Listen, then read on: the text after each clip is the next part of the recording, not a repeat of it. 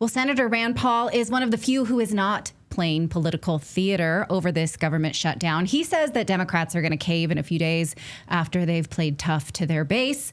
But Politico is saying this is causing division between Republicans. Senator Rand Paul has not sided with either of them, and he joins us today. Thank you so much for joining us. Can you tell us why you haven't joined the ranks of your fellow Republicans and what you think Democrats are playing at and what your position is? Well, you know, the one thing that's truly bipartisan in Washington is spending money and running up the debt. Really, both parties are responsible for this. And so I'm presented with two choices. The Republican choice from December of last year, that led to a deficit this year of almost $2 trillion and is projected to be a deficit next year of about $2.1 trillion.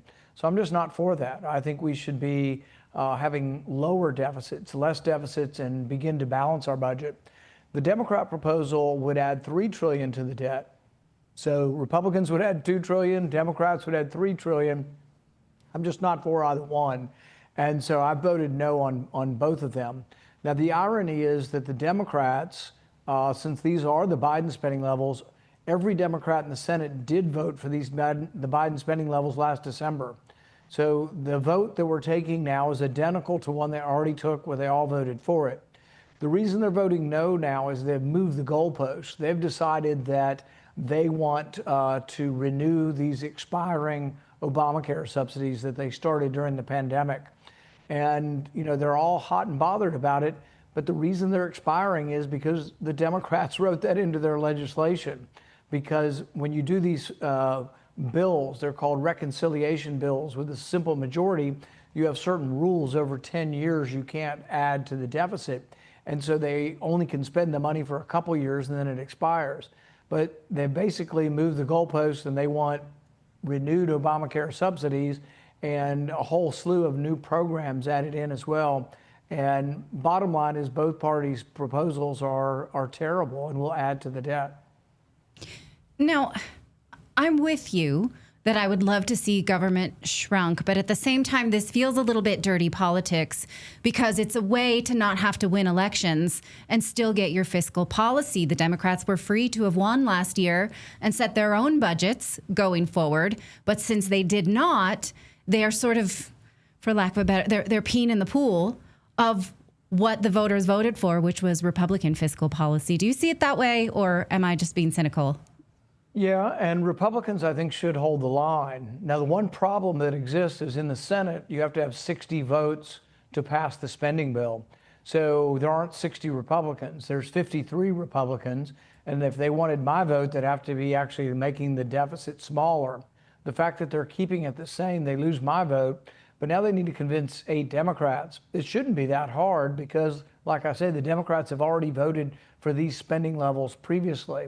But ultimately, it will have to have both parties voting for a spending bill for it to go forward. I think there will come a day when the opposite compromise occurs. Instead of both parties getting together to raise all spending, maybe they get together to lower all spending. And that's what I proposed. I proposed something called the penny plan budget, which has across-the-board spending cuts and would balance our budget in 5 years. They voted on my budget about 2 weeks ago, and I was able to get 36 Republicans to support it.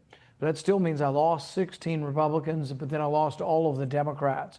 So the will to actually reduce the debt and to reduce the deficit and go towards a balanced budget just isn't strong enough. I mean, there aren't enough Republicans and there are 0 Democrats.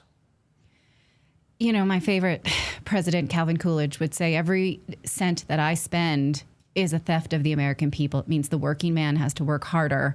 And so I don't understand why that is not something that all politicians understand, that the less we spend, the easier it is on you. Tell us where you would make these cuts then in the penny plan budget. Everywhere. So that what they would do is be across the board. So when we first started proposing this a few years ago, all you had to do was cut 1% of all on-budget spending and cut 1% each subsequent year for 5 years to balance. Through the pandemic, though, spending exploded, and that spending has not gone away. So now it's actually called the 6-penny plan. You have to have a 6% cut across the board. When we propose the budget, we just say that it has to be done, 6% of every department would have to go down.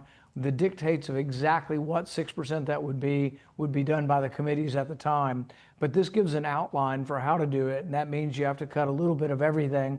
I also think it's a little bit easier not just to cut Democrat programs or cut Republican favored programs. You cut a little bit of everything, and that can bring the spending down a little bit each year, and you end up getting to balance in about 5 years.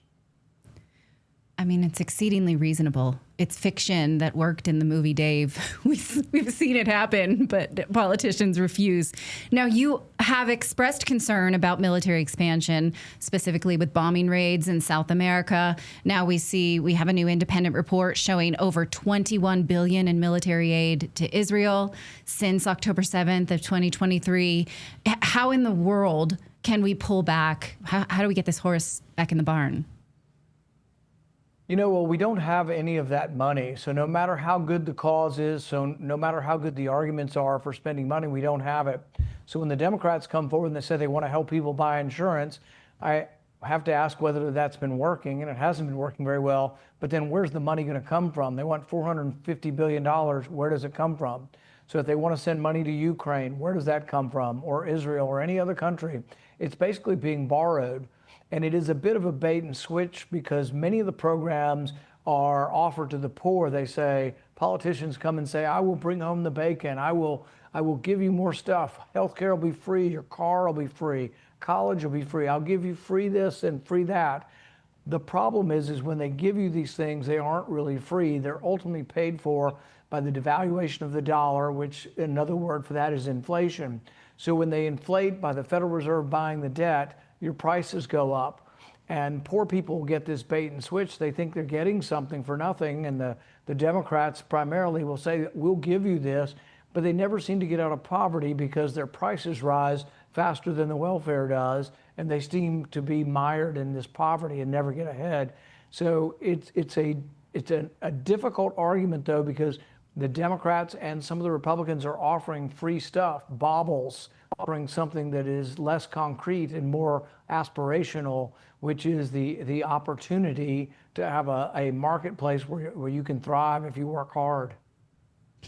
It's incredibly frustrating because you were one of the few who were warning about pandemic relief money and warning the working class. If you accept this, your cost of living is going. So what was that $300 worth to you now that your cost of living is up by, 25% since then? So I'm going to just give you the opportunity to take a victory lap here because you warned us. And unfortunately, we're not learning collectively.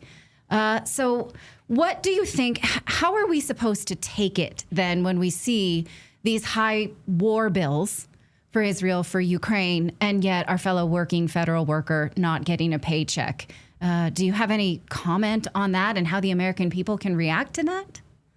Well, when I bring the argument directly back to people in Kentucky, many of whom are living in poverty, and I ask them, do you want me to vote to send money to Ukraine, or would you rather the money be directed towards home or left in your pocket to begin with? I don't find anybody bugging me and saying, oh, please send more money to Ukraine. I find almost no constituency for that. On the Israel question, there have been people who have been sympathetic to Israel for a long time, but at the same time, I think their patience is wearing thin.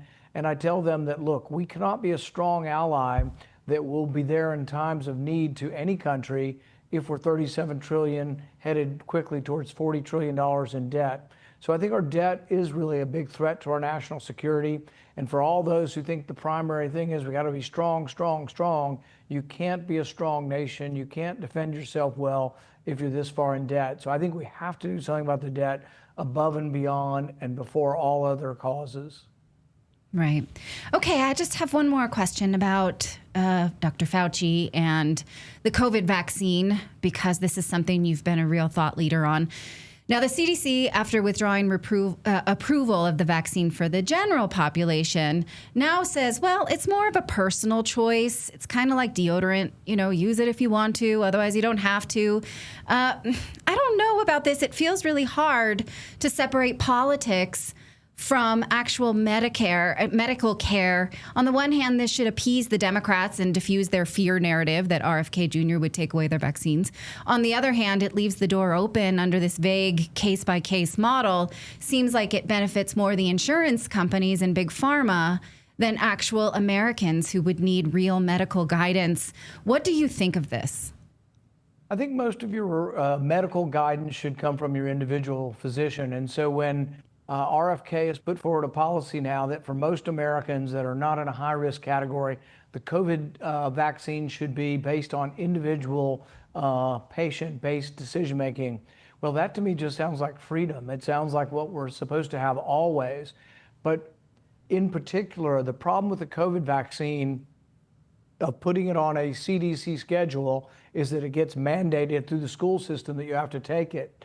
And not only is there no indication that your child or teenager needs this for a scientific or medical reason, there is actually information that for your teenager, the COVID vaccine is actually more harmful than good, that the risks of the vaccine are worse than the risk of the disease. And all of this needs to be reassessed all along. We found out that initially they were not telling us the truth. The vaccine doesn't stop transmission, but they argued that it reduced hospitalization and death for the elderly. Well, I think it probably did in 2020, maybe 2021. But I think if you were to study it now and you take a COVID vaccine or a COVID booster and you argue, will you go to the hospital more or less if you take the booster or if you don't take the booster? I think it's going to be a wash. I think there's so very few people going to the hospital that it's going to be hard to show that a vaccine booster makes any difference at all, and it needs to be restudied.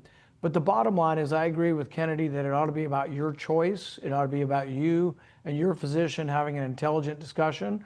It might matter how much you weigh. It might matter whether you have diabetes, hypertension. It might matter your age, particularly your age with regard to things like COVID. But I'm all for more freedom of decision-making and allowing these decisions to be made really on a personal level between the patient and their doctor. Right. Okay. I like that emphasis on freedom. And I know it's hard to see these as equivalents, but if James Comey can be indicted for lying to Congress, you have recommended that Dr. Fauci be investigated for lying to you. We've seen it many times. I know this is a false equivalency, but where do you think the Department of Justice stands on that for having consequences for actually lying to the American people during the pandemic? You know, we tried for several years to get information on his lying to Congress, the evidence, and we were stymied by the Biden administration. But Secretary Kennedy has released this information. We have now looked at all of it, and we have explicit and detailed information of Anthony Fauci lying under oath. Under oath, he said that he never destroyed federal records and never directed other people to destroy federal records. We now have emails sent from his account, from his government account, instructing other government officials to delete and destroy federal records. So we do believe there is a strong case. We have referred this again to the Department of Justice. Sometimes you see people online frustrated. Why can't I do anything about Fauci? Why isn't he in jail yet?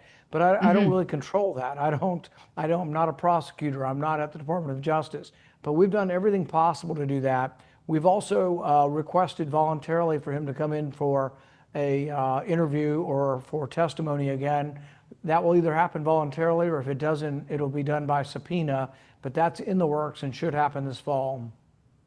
Well, we share your frustration. Senator Rand Paul, thank you for taking the time to speak with me today. It really was a pleasure. I wish you the best. I know that it's frustrating in Washington right now. Thank you for taking the time for Redacted. Thank you.